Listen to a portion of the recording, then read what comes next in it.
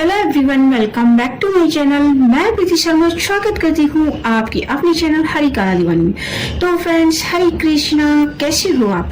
I hope आप सब अच्छी होंगी। मैं भी बिल्कुल ठीक हूँ। दोस्तों, आज हम आपको दिखाएंगे लड्डू गोपाल जी को भोग आपको किस तरह से लगाना है, क्या क्या सावधानी है जो आपको बरतनी है, और भूल कर भी ऐसी कौन सी गलती है जो आपको नहीं करना है जिससे कि आपका भगवान जी भोग स्वीकार नहीं करते हैं। तो वो सभी हम इस बात पे चर्चा करेंगे। देखिए दोस्तों, जब भी आप भोग बनाएं तो भोग को आपको स्मेल नहीं करना है, सूंघना नहीं है उसको, और दोस्तों चखना नहीं है। कई लोगों को आदत होती है कि वो खाना बनाते कि नमक कैसा है, मिर्च कैसा है, टेस्ट कर लेते हैं। नहीं, बिल्कुल नहीं टेस्ट करना है आपको। और भोजन जो है आपका प्याज लहसुन नहीं होना चाहिए, मसूर की दाल नहीं होना चाहिए। दोस्तों, बिल्कुल सात्विक भोजन आपको बनाना है लड्डू गोपाल जी के लिए। भोजन आपको इस तरह से बनाना है कि जो भी भोग बनाए, सिर्फ वही जो रसोईया है वही भोग को देख सकता है और कोई भोग को नहीं देख सकता है। ऐसे नहीं कि आप भोग बना रहे हैं और आपके आसपास के लोग कह रहे अरे वाह मटर पनीर बनाए, ये तो हम खाएंगे। अगर आपने ये कह दिया या आपके मन में ये भाव आ गया, कुछ लालसा आपके मन में भोग के प्रति आ गई कि हम चख ले, तो वहीं पर भोग जो है कृष्ण भगवान ग्रहण नहीं करते। फिर वो कहते भाई तुम ही भोग को खा लो, मुझे जरूरत नहीं है।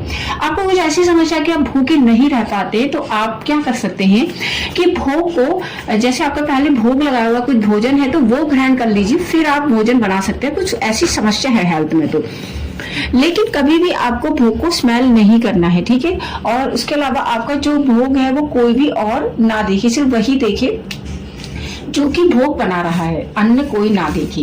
भोग को आपको जब भी लड्डू गोपाल के पास लेकर जाना है, भोग को ढककर लेकर जाइए, कोई आसपास के लोग देखे भी ना उसको, और भोग को लगाइए। भोग के कुछ मंत्र होते हैं, जैसे कि उसमें प्रभुपाद जी का मंत्र होता है, और दोस्तों उसमें चैतन्य महाप्रभु का मंत्र होता है, कृष्ण का प्रणाम मंत्र होता है, और दोस्तों पंच तत्व मंत्र होता है, और हरि कृष्ण महामंत्र होता है। ये सभी मंत्र आपको 3-3 बार गाने होते हैं। तो दोस्तों चलिए हम भोग को भगवान जी के लिए लेकर आते हैं और आपको बताते हैं कि क्या क्या सावधानी होनी चाहिए। भोग जरूरी नहीं है कि आप बहुत ही अच्छा भोग बनाएंगे। आप जो भी भोजन खाते हैं, बस भोजन में प्याज लहसुन नहीं होना चाहिए। वो भोजन आप लड्डू गोपाल जी के लिए लेकर आइए। और अगर ऐसा होता है कि आपके यहाँ पे प्याज लहसुन खाते हैं, तो आप एक काम कर सकते हैं, उनके लिए कुछ भी सात्विक बना सकते हैं। जैसे कि लड्डू बना के रख लीजिए, मठरी बना के रख लीजिए, नौपारे बना के रख सकते हैं, या आप चीनी का पराठा बना सकते हैं, नमक मिर्च का पराठा बना सकते हैं, दूध पराठे दे सकते हैं, अचार पराठे दे सकते हैं। लेकिन अचार में आपकी कलौंजी नहीं होनी चाहिए, ठीक है दोस्तों। तो चलिए अब हम भोग को लेकर आते हैं। जब भी आप भोग को लेके जाओ, भोग को कोई और ना देखे, सिर्फ रसोईया देखिए। मैं आपको इसलिए दिखा रही हूँ क्योंकि मैं आपको बता रही हूँ कि भोग को लगाना कैसा है। भोग आपका प्याज लहसुन के बिना होना चाहिए।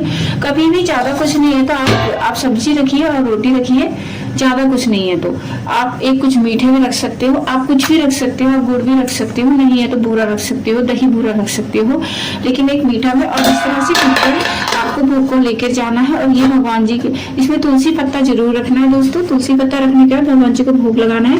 और कभी भी भोग जो है 3 घंटे से ज्यादा बना हुआ ना हो, नहीं तो वो भोग स्वीकार नहीं किया जाता है। हाँ, लेकिन आपका भोग अगर है तो आप 2 दिन तक भी खा सकते हो, वो प्रसादम ही रहेगा। 3 दिन तक भी खा सकते हो क्योंकि वो प्रसादम ही होता है, उससे ज्यादा तो खराब भी हो जाता है ना दोस्तों। तो इस तरह से आप ये भोग ले सकते हो। तो चलिए हम कान्हा जी को भोग लगाते हैं। यहाँ से हमने अब भोग का ढका हुआ हटा लिया है। तुलसी पत्ता आप रख सकते हैं दोस्तों। अब रामा तुलसी भी ले सकते हैं, श्यामा तुलसी भी। भोग को 3 बार उतार लीजिएगा आराम से, और भोग को भगवान जी को लगाना है। तो भोग के जो मंत्र हैं वो होता है, प्रभुपाद जी का मंत्र होता है, नमो विष्णुपादाय कृष्ण पृष्ठाय भूतले श्रीमते भक्ति वेदांता स्वामिनिति नामिने नमस्ते सारस्वती देवी गौरवाणी प्रचारिणी निर्विशेषा शून्यवादी पाषाणदेशितारिणी नमो विष्णुपादाय कृष्ण पृष्ठाय भूतले श्रीमते भक्ति वेदांता स्वामिनिति नामिने नमस्ते सारस्वती देवी गौरवाणी प्रचारिणी निर्विशेषा शून्यवादी पाषाणदेशितारिणी। और एक होता है, एक और मंत्र होता है, वो भी आपको 3 बार गाना है। नमो महावदन्याय कृष्ण प्रेम प्रदायते कृष्णाय कृष्ण चैतन्ये नामने गौरत्वसे नमः ठीक है, एक और मंत्र है, ये वाला भी आपको 3 बार गाना है। नमो ब्राह्मण देवाय गौ ब्राह्मण हिताय से जगत हिताय कृष्णाय गोविंदाय नमो नमः। फिर एक होता है पंचतत्व मंत्र, ये आपको 1 बार गाना है।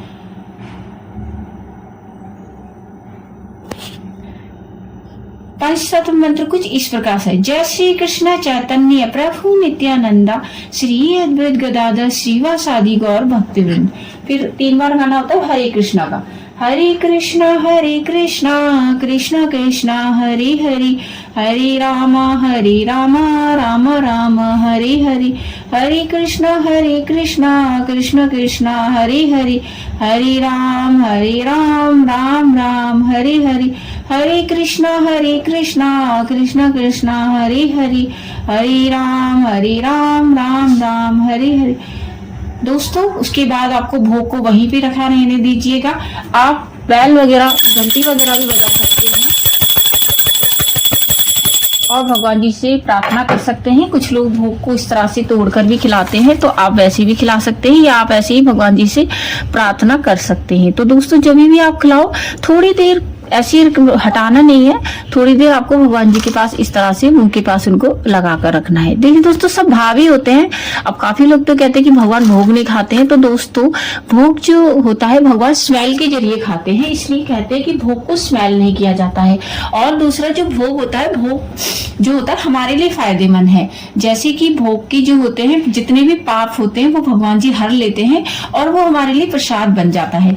जब भी हम प्रसाद खाते हैं तो हम मानसिक रूप से बहुत अच्छे हो जाते हैं, हमें कोई बीमारी नहीं होती है, तनाव नहीं होता है, स्ट्रेस नहीं होता है और दोस्तों हमारा मन बहुत शांत हो जाता है और सात्विक हो जाता है। तो दोस्तों इस तरह से आपको भोग को लगाना, भोग को कम से कम 15 मिनट तक आप रखे रहने दीजिएगा। लेकिन आपके कुछ आप बहुत ज्यादा व्यस्त हैं तो 10 मिनट या 5 मिनट तो जरूर रखा रहने दीजिएगा।